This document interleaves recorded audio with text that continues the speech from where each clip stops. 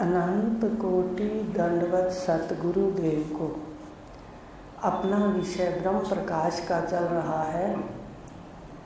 101 श्लोक हो गए थे कि चारों खानियाँ ईश्वर की रचना है, पर उसमें दुख नहीं है। सारी हमें कुछ ना कुछ सुख दे रही हैं, चाहे वो प्रत्यक्ष रूप से दे रही हैं या अप्रत्यक्ष रूप से दे रही हैं। लेकिन जीव के द्वारा जो इसकी बनाई हुई कल्पना है, ये दुख रूप है। दुख वहाँ से कल्पना से है, जिसको हमने कल्प लिया मेरा है, मित्र है। मित्र की भी कल्पना कर ली ना, रिश्ता नहीं है तो भी अगर वो विपरीत चलेगा तो दुख होता है, अनुकूल चलेगा तो सुख होता है। तो कहा जीव अपने कल्पना से दुखी और सुखी है। अब एक बात ध्यान दो, दुख को मिटाना है तो कल्पना मिटा दो। सीधा सा एक फार्मूला है, दुख को मिटाना है कल्पना मिटा दो। जहाँ जहाँ कल्पना करेंगे मानेंगे वहाँ दुख है। कई बार आपने सुना होगा कोई व्यक्ति कष्ट पा रहा होता है तो उसको मित्र आके कहता है अच्छा शांत रहे, अब कल्पना कहता है। कई बार आपने सुना होगा, हमारे तो बहुत बार सुनते हैं, कल्पना कल्पना मतलब तो कल्पना, और वो बात क्या कह रहा होता है कि जो कल्पना की हुई है उसको अगर ध्यान से सुने तो जानकार देखे कि उस अज्ञान में तो कह रहा है कल्पना, भाई कष्ट ना पा। कल्पना का मतलब कल्पना को त्याग दो। अब कल्पना में दुख है तो दुख मिटाने के लिए कल्पना को छोड़ना पड़ेगा। मैं मेरे का भाव सत्ता को देखना पड़ेगा। तो ये कहा कि आगे का श्लोक है 102 कि फिर ये सृष्टि कैसे देखे, क्या है सृष्टि। आप कह रहे हो कल्पो मत, पर किस पर कल्पा गया, जिस पर कल्पना की गई आखिर में वो है क्या जो इतना दिख रहा है चारों खानियों के रूप में। उद्भिज खानी के रंग देख लो, कितने गुलाब फूलों के रंग हैं, कितनी टहनियों के जो ब्राउन रंग होते हैं, कितने उसमें रंग हैं। फिर उसके अंदर वो जो जड़ है उसका अलग रंग है, तने का अलग रंग है, पत्तों का अलग रंग है, अलग अलग फलों का अलग अलग फूल है, फिर फल अलग अलग हैं। देखो कितने रंग भरे हैं। ऐसे पानी में रहने वाले जीव देखो कितने रंग के हैं, पक्षी देखो कितने रंग के हैं, पशु देख लो कितने रंगों के हैं। तो कितना ये रंगों का विस्तार है। तो कहा ये 102 श्लोक में कि ये इस प्रकार द्वैत है, ये रंगों के कारण, 3 गुणों के कारण ये जगत अलग भासता है, परमात्मा से अलग भासता है, परमात्मा से भिन्न भासता है रंगों के कारण। कैसे? पट में बेल बूटे जैसे, जैसे कपड़े में बेल बूटे होते हैं। अब कपड़े के ऊपर बेल बूटे हैं, कहाँ तो मोर बना दिया, कहाँ उसको गुलाब का फूल बना दिया कपड़ों पर। तो गुलाब का फूल नहीं होता, ना ही मोर होता है, वो तो सूत ही सूत है, सूत ही होता है। कपड़ा भी सूत है, बेल बूटे भी सूत है, लेकिन हम देखते हैं प्रिंट को।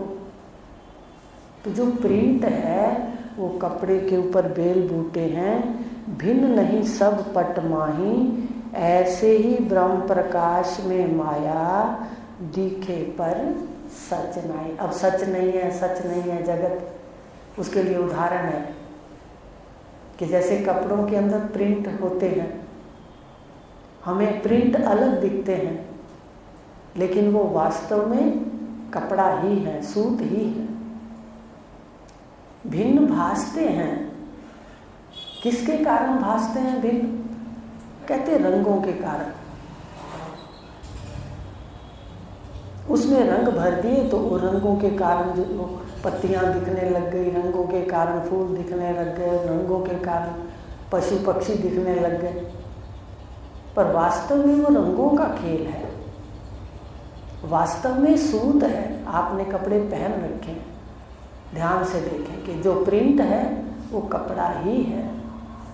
ऐसे ही परमात्मा प्रकाश स्वरूप जो आपका अपना आप है, आपका वास्तविक स्वरूप है, उसके अंदर ये जो जगत है, शरीर है, ये मन है, ये इंद्रियां हैं, ये पंजक हैं, जो भी हमने लिए, ये सारे ऐसे हैं जैसे 3 रंगों से चित्र बने हुए हैं।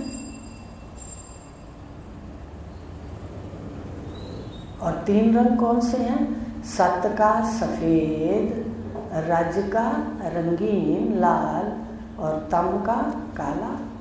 अब ये 3 रंगों से सारी सृष्टि अनेक प्रकार से बनी है। और सूर्य की किरणों में भी 7 रंग हैं। देखो सारी सृष्टि, रूप जितना भी है उसमें सारे रंग हैं। ये सारे रूप रंगों से बने हुए हैं। अग्नि का रूप है, पढ़ते हैं, रूप किसका है? अग्नि का। तो जितने रूप बने हैं इसमें पूरे के पूरे रंगों का खेल है। दांतों पे सफ़ेद भर दिया, बालों में काला भर दिया, चेहरे पर ऐसा रंग भर दिया जो बाजार में ही नहीं मिलता। चमड़ी का रंग बाजार में ही नहीं मिलता। कहीं होठों पे भर दिया लाल रंग, कमाल ही करते रहता है बैठा बैठा। तो कैसे माया से सारों को भुला रखा है सारा वो सूत ही सूत, वो आप ही आप है। प्रकाश स्वरूप चेतन ही है जो सुन रहा है ये बातें, जो देख रहा है, जो बोल रहा है, पर अपने को आकार वाला, रंगों वाला मानता है। 3 रंग के सारे शरीर हैं तो उस आधार के ऊपर, प्रकाश, ब्रह्म प्रकाश के ऊपर सारे रंग, उसमें जगत भासता है, पर दिखता भी है। तो जितने जगत है किसका खेल है? रंगों का। सत, रज और तम। तम के कारण शरीर, सत का सूक्ष्म शरीर और रज का स्थूल शरीर। अब यहाँ पर ऋषि कहते हैं रज का स्थूल है और सत का सूक्ष्म है। इसमें अपने नहीं पढ़ेंगे, दोनों बातें दोनों की सही लगती हैं मुझे। समझ रहे हो आप? ये समझ लो, ये सत रज का हो गया, सारा दिन रजोगुण है। सूक्ष्म मन से सारी सृष्टि है, मन सतोगुण का कार्य है, सतोगुण है। और सुषुप्ति तमोगुण है, गहरी सुषुप्ति, अंधकार। ये सारा 3 रंगों का खेल है। जितना शरीर, तुम 3 रंगों से अलग हो, न्यारे हो, इस शरीर से प्यारे हो, आत्मा हो। तुम्हें इस शरीर की आत्मा भिन्न नहीं है। ये सारा ब्रह्म प्रकाश से, आपसे भिन्न नहीं है, प्रकाश से भिन्न नहीं है ये शरीर। पर माया के कारण 3 गुण छल से कुछ का कुछ दिखाते हैं। माया का मतलब ही ये है जो झूठ हो। तो कहा पट में बेल बूटे जैसे भिन्न नहीं सब पट माही, ऐसे ही ब्रह्म प्रकाश में माया दिखे पर सच नहीं। एक और उदाहरण भी दे देते हैं कि भगवान राम को जब भगवान वशिष्ठ पढ़ा रहे थे ब्रह्म विद्या, ये ब्रह्म विद्या बड़े भाग्य से मिलती है। कई बार मुझे लगता है इसी जन्म हम पक्का कर लें, एक निष्ठ हो जाएं। भगवान ने अभी गीता में कहा है 7वें अध्याय में, एक निष्ठ होने पर वो मुझे बसता है और प्रिय लगता है। पढ़ा है ना इस तरह का श्लोक। एक निष्ठ माने परमात्मा का निष्ठ, अनेक निष्ठ माने भगवान ने 7वें अध्याय में कह दिया अनेक देवी देवता जितने हैं सबको मानना तो है। मान लो, आप मानते हो ये श्रेष्ठ है, पर आगे कह दिया भगवान ने पर माने सारी बातें छोड़ दो, उड़ा दे। पर ज्ञानी मेरा स्वरूप है। जो जहाँ बैठा है वो वहाँ पाठ पूजा कर रहा है, उसको करने दो। सिर्फ समझाओ कि देखो आगे चलो, ये सीढ़ी परमात्मा की ओर जाती है। देवी की, देवता की, सारे जाकर बाद में परमात्मा के सामने हाजिरी देते हैं कि फलाने व्यक्ति ने इतने पुण्य किए, इतने पाप किए। तो सतगुरुदेव हमें सीधे ही परमात्मा की ओर ले जा रहे हैं। वो कह रहे रास्ते में मत रुक, जन्म लग जाते हैं। और कोई रुका है तो कोई दिक्कत नहीं है, वो कृतोपासक हो जाएगा, उसके मन के अंदर साधना का पुट कम है। तो इस प्रकार कहा कि ये जो ब्रह्म प्रकाश, अब भगवान राम की बात बता रहे थे कि भगवान राम को भगवान वशिष्ठ क्या उपदेश कर रहे हैं जगत के बारे में।